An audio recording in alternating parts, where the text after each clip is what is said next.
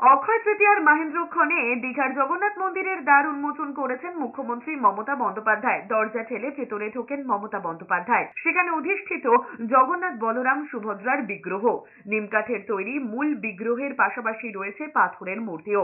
এছাড়াও রয়েছে রাধাকৃষ্ণের বিগ্রহ। পাছা দিয়ে বাতাসের পর বিগ্রহের সামনে আরতি করেছেন মুখ্যমন্ত্রী মমতা বন্দ্যোপাধ্যায়। অক্ষয় তৃতীয়ার মাহেন্দ্রক্ষণ ছিল দুপুর 3টে থেকে 3:15 পর্যন্ত। ওই সময়ের মধ্যেই মন্দিরের দ্বারোদ্ঘাটন করেছেন মুখ্যমন্ত্রী মমতা বন্দ্যোপাধ্যায় নিজে। তারপর মন্দিরের দরজা খুলে দেওয়া হয়। প্রথমে নিমকাঠের তৈরি জগন্নাথ মূর্তিতে প্রাণ প্রতিষ্ঠা সম্পন্ন হয়েছে। পুরীর জগন্নাথ মন্দিরের অন্যতম প্রধান সেবায়েত রাজেশ দৈতাপতির নেতৃত্বে পুরোহিতেরা প্রাণ প্রতিষ্ঠা করেছেন। এরপর বেলা 12:30 নাগাদ পাথরের জগন্নাথ দেবের প্রাণ প্রতিষ্ঠা করেছেন ইসকনের সেবায়েতেরা। প্রাণ প্রতিষ্ঠার পর জগন্নাথের স্নান এবং বস্ত্র পরিধানের প্রক্রিয়া সম্পন্ন হয়। এরপর অন্ন, ডাল, মিষ্টি সহযোগে 56 ভোগ নিবেদন করা হয় বিগ্রহের সামনে। 20 একর এলাকা জুড়ে 250 কোটি টাকা ব্যয়ে নির্মিত হয়েছে দীঘার জগন্নাথ মন্দির। নতুন এই মন্দিরের পরিচালনার দায়িত্ব দেওয়া হয়েছে ইসকনকে। পুরীর মন্দিরের মতো দীঘার জগন্নাথ মন্দিরেও 4টে দুয়ার রয়েছে।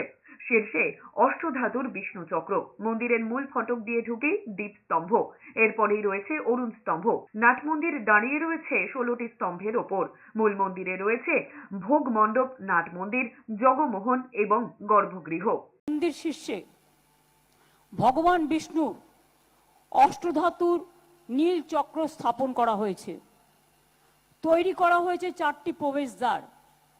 পূর্ব দিকে সিংহদ্বার, পশ্চিম দিকে ব্যাঘ্রদ্বার, দক্ষিণ দিকে অশ্বদ্বার এবং উত্তর দিকে হস্তিদ্বার।